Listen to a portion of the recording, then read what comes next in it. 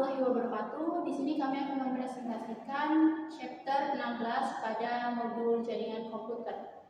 Dari saya, Ibu Kisha Bustiansyah. Saya Ilana Dianti. Saya Salma Nurhaliza. Saya Muhammad Afal Baru.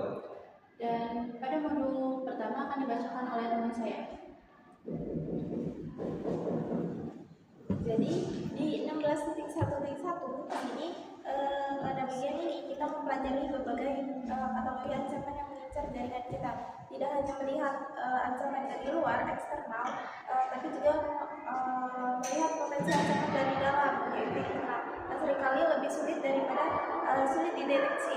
Lalu di 16.1.2 itu ada typing of vulnerabilities.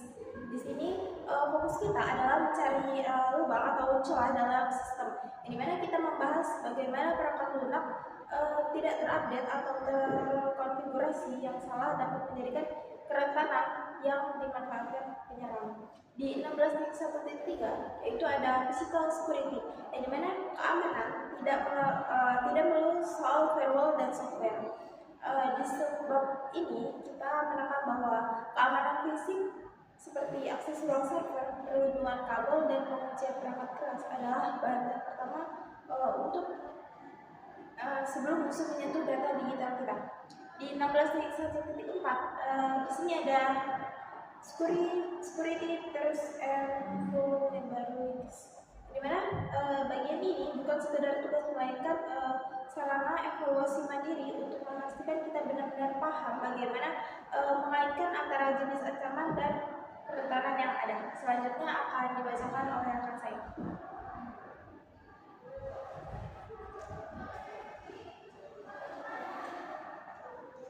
Oke, di sini saya akan menjelaskan 16.2, yaitu membahas tentang network attack atau serangan pada jaringan. Serangan ini dilakukan oleh pihak yang tidak bertanggung jawab dengan tujuan mencuri data dari komputer. Contohnya ada virus, worm, trojan, ransomware, dan spyware. Malware biasanya melalui file yang diunduh, email, atau website yang tidak aman. Makanya kita harus hati-hati saat mengunduh file dari internet.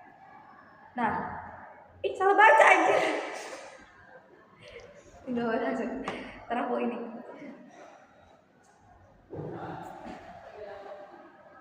Pada materi ini, saya akan membahas tentang network attack atau serangan pada jaringan. Serangan ini dilakukan oleh pihak yang tidak bertanggung jawab dengan tujuan mencuri data, merusak sistem, atau mengganggu jalannya jaringan. Karena itu, kita perlu memahami jenis-jenis serangan agar bisa lebih waspada. 16.2.1 yaitu types of malware. Yang pertama adalah types of malware. Malware adalah program berbahaya yang dibuat untuk merusak atau mengambil data dari komputer. Contohnya ada virus, worm, trojan, ransomware, dan spyware. Malware biasanya masuk melalui file yang diunduh, email, atau website yang tidak aman. Makanya kita harus hati-hati saat mengunduh file dari internet. 16.2.2 Reconnaissance attack. Ini bisa dibilang tahap awal sebelum hacker melakukan serangan. Mereka akan mengambil informasi tentang target seperti alamat IP, port yang terbuka, atau jenis sistem yang digunakan. Semakin banyak informasi yang didapat, semakin mudah bagi mereka untuk melakukan serangan berikutnya. 16.2.3 Access attack adalah serangan yang bertujuan mendapatkan akses ke sistem atau jaringan tanpa izin, misalnya dengan menembak password, terus mencuri akun, atau memanfaatkan celah keamanan. Kalau berhasil, penyerang bisa melihat, mengubah, bahkan menghapus data yang ada di dalam sistem. Selanjutnya 16.2.4 Denial of Service attack atau DOS attack. Serangan ini dilakukan dengan cara membanjiri server atau jaringan menggunakan banyak permintaan secara terus-menerus.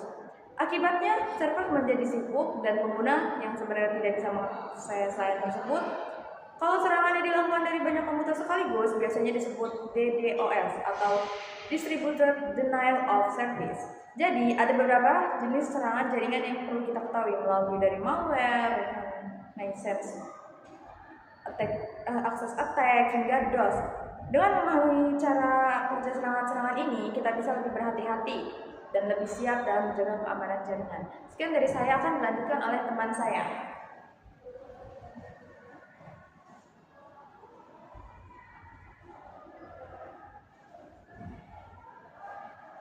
Oke, di sini saya akan mempresentasikan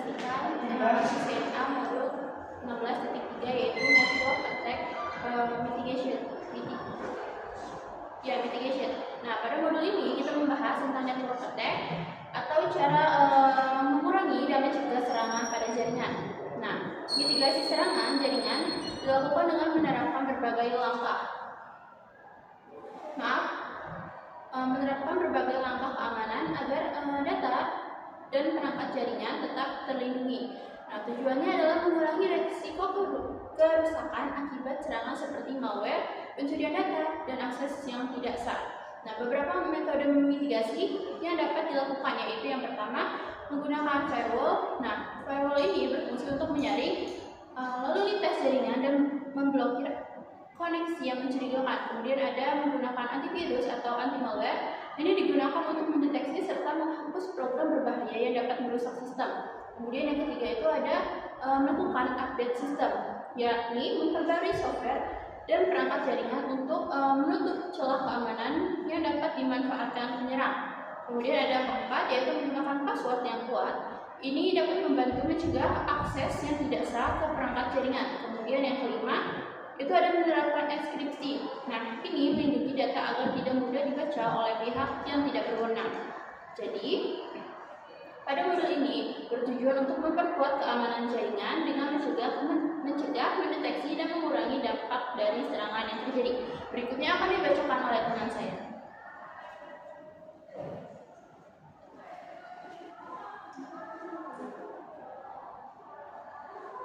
Selanjutnya ada 16.4 DV Security, 16.4.1 Cisco Auto Secure. Cisco Auto Secure adalah fitur bawaan pada router Cisco yang dirancang untuk membantu administrator menerapkan konfigurasi keamanan dasar secara otomatis.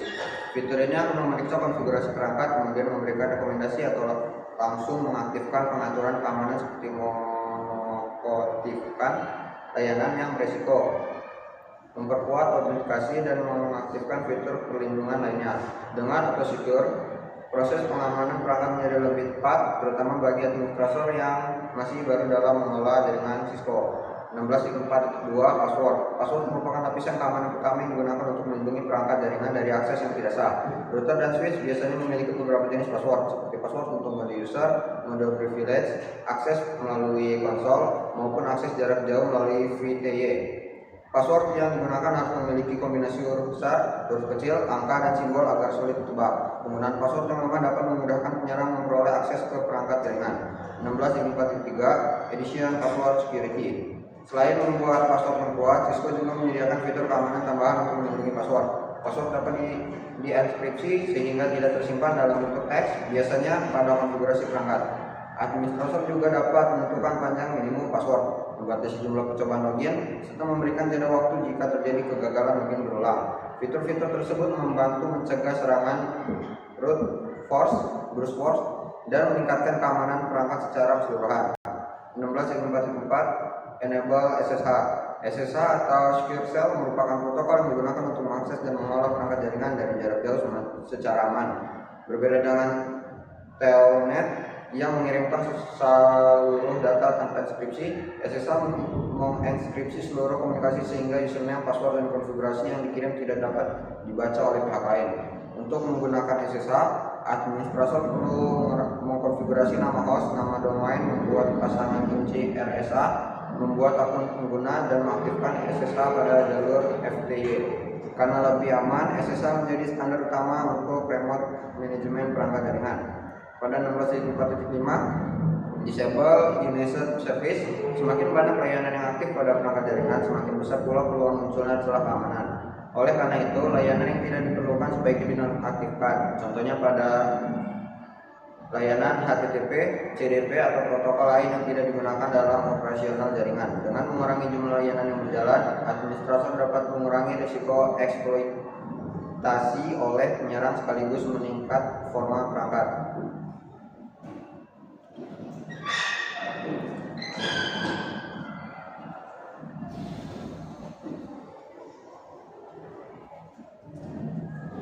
Oke, sekian video presentasi dari kelompok kami. Kami akhiri. Wassalamualaikum warahmatullahi wabarakatuh.